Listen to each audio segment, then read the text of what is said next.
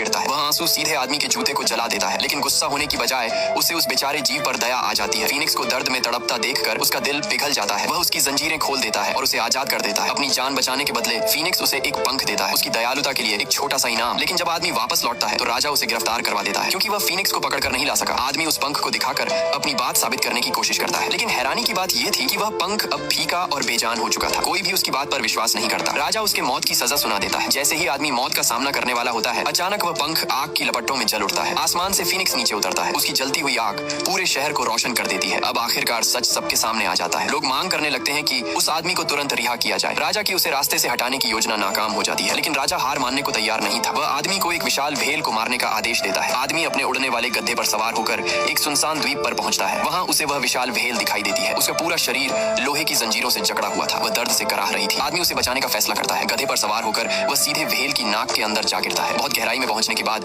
गधा धीरे धीरे उसे गुदगुदाने लगता है। अगले ही पल भेल जोरदार छींक मारती है। उसकी लोहे की जंजीरें टूटकर बिखर जाती हैं। भेल आखिरकार आजाद हो जाती है। आभार जताने के लिए वह एक केकड़े के हाथ आदमी के लिए उपहार भेजती है, एक बेहद खूबसूरत रत्नों वाली अंगूठी। जब राजा देखता है कि आदमी अब भी जिंदा है तो वह गुस्से से पागल हो जाता है, इसलिए वह उसे आखिरी मिशन देता है। आदमी को बर्फीले पहाड़ों तक जाना होगा। वहां उसे पहाड़ की चोटी पर सो रही आइस प्रिंसेस को जगाना होगा और उसे राजा से शादी करने के लिए मनाना होगा। राजा को पूरा यकीन था कि इस बार आदमी जरूर मर जाएगा, लेकिन जादुई गधे की मदद से वे जल्दी ही पहाड़ तक पहुंच जाते हैं। उनके रास्ते में बर्फ का एक विशाल दरवाजा खड़ा था। तभी अचानक फीनिक्स का पंख फिर से जलने लगता है। वह सीधा उड़कर बर्फ के उस दरवाजे में जा घुसता है। मोटी जमी हुई बर्फ पल भर में पिघल जाती है। आदमी महल के अंदर प्रवेश करता है। अंदर उसे राजकुमारी गहरी नींद में सोती हुई मिलती है। वह धीरे से फीनिक्स के पंख को उसके ऊपर फेरता है। धीरे धीरे राजकुमारी अपनी आंखें खोल देती है। आदमी उसे राजा के विवाह प्रस्ताव के बारे में बताता है, लेकिन राजकुमारी साफ इनकार कर देती है, क्योंकि उसे उसी आदमी ने जगाया था और वह केवल उसी व्यक्ति से विवाह करेगी जिसने उसकी जान बचाई। जब वे दोनों शहर लौटते हैं तो राजकुमारी का भव्य स्वागत किया जाता है, लेकिन उस आदमी को उससे भी ज्यादा सम्मान मिलता है। वह वही अंगूठी निकालता है जो कभी भेल ने उसे दी थी। हिम्मत जुटाकर वह राजकुमारी को शादी के लिए प्रपोज करता है। जब राजा यह सुनता है